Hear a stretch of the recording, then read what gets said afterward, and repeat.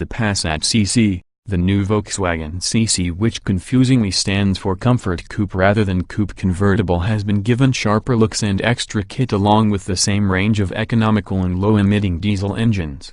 While it isn't as popular as the Passat Saloon and Estate models, the Volkswagen CC is still a big draw for company car drivers, while private buyers that want something a little more svelte with the four-door practicality are also appeased.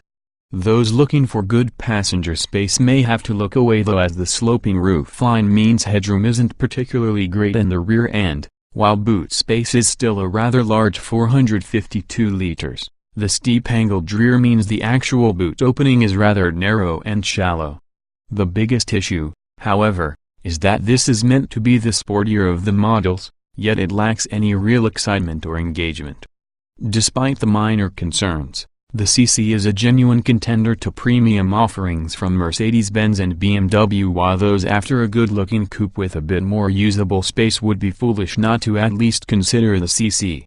The engine range consists of two petrol engines with one diesel engine offering two power outputs. The entry-level petrol engine is a 1.8-liter TSI producing 158 bhp. This is available with a choice of a 6-speed manual gearbox or the firm's 7-speed DSG Auto box as an option on the base CC trim. This engine belies its lower power due to the turbocharger.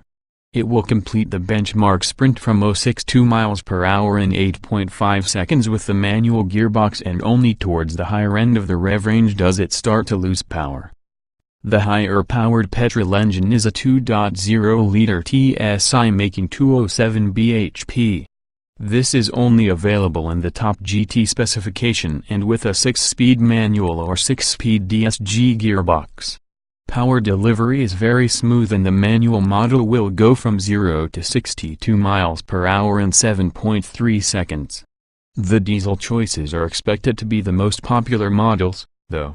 The 2.0-liter TDI is available with either 138 bhp or 168 bhp.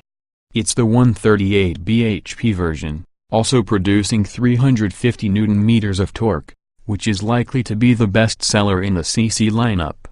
The 6-speed manual model, buyers can also opt for a 6-speed DSG, will go from 0 to 62 miles per hour in 9.8 seconds. It may be more than 1 second slower than the entry-level petrol engine, but it doesn't feel like this because of the pulling power lower in the rev range.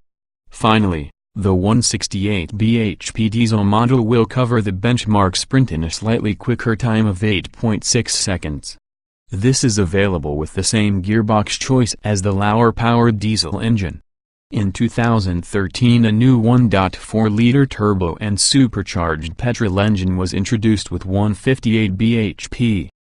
There's not a huge amount to shout about in the handling stakes. There's very little body roll and the CC grips well. Unfortunately, there's not a huge amount of engagement on offer for the driver, and the steering could do with being more direct. It is well weighted, but there isn't much feel or feedback. The CC is competitive against the likes of the Volvo S60 and Audi A5 Sportback, but those wanting something with a little more excitement may want to consider the BMW 3 Series instead. The range-topping diesel and petrol engines also get a new differential lock, which should help improve traction. The ride is compliant and deals with even the biggest of potholes and drains fairly well. Higher-spec GT models come with adaptive chassis control. This allows the driver to choose between 3 different modes of normal, comfort and sport.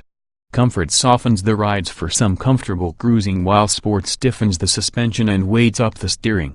The interior quality is one of the highlights of this car. It feels robust and has a real premium feel to it. The soft plastics are good quality, while all the switches and buttons are easy to use and understand.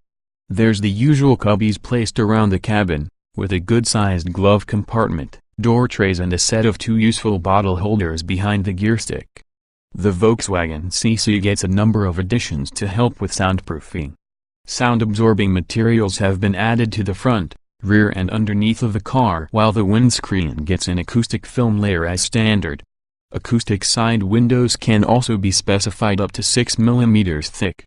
The result of this is that the petrol engines are barely audible, though you do get some of the diesel grumble infiltrating the cabin, especially if you put your foot down. Wind and road noise are both minimal though. All models come with sports seats as standard, which offer excellent support.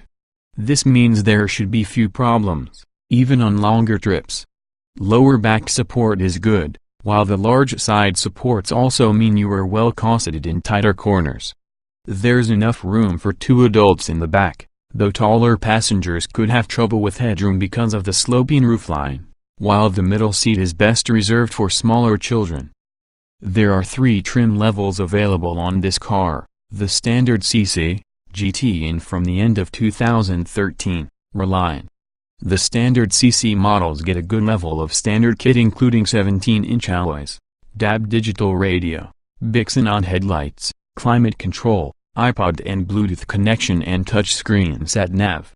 GT models add heated seats, full Nappa leather upholstery, 3-mode adaptive chassis control which alters settings from normal to comfort or sport, cruise control, front and rear parking sensors, 18-inch alloys, front fog lights and rear window tinted glass.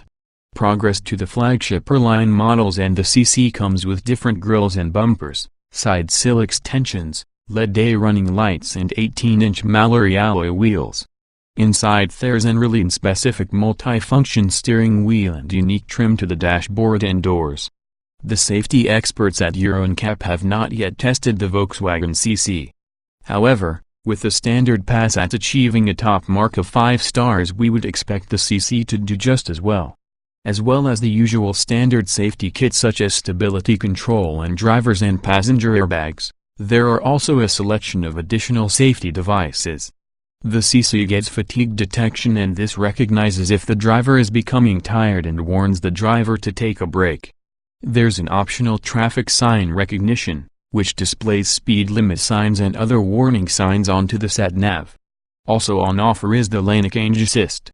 This warns the driver if there is a car behind them in their blind spot with a light on the corresponding wing mirror, while lane keeping assist will vibrate the steering wheel and move it back into lane if the car crosses the white line without the driver indicating. Despite the coupe moniker, the Volkswagen CC is quite practical. To start with, there is a rather useful 452 liters of luggage capacity. The rear seats can also be folded 60 hours 40 minutes to make room for longer items. It's incredibly easy to drop the rear seats too. There are 2 handles in the boot, pull them and the seats fall almost flat. There's none of the clambering around the rear of the car trying to get them down. Buyers can also specify an automatic boot opening. If the driver has the keys with them, they just need to swipe their foot under the rear and the boot opens automatically. While the official figures show a more than useful load space, the opening of the boot is quite narrow and shallow, which could make it awkward if you're trying to load larger items in the back.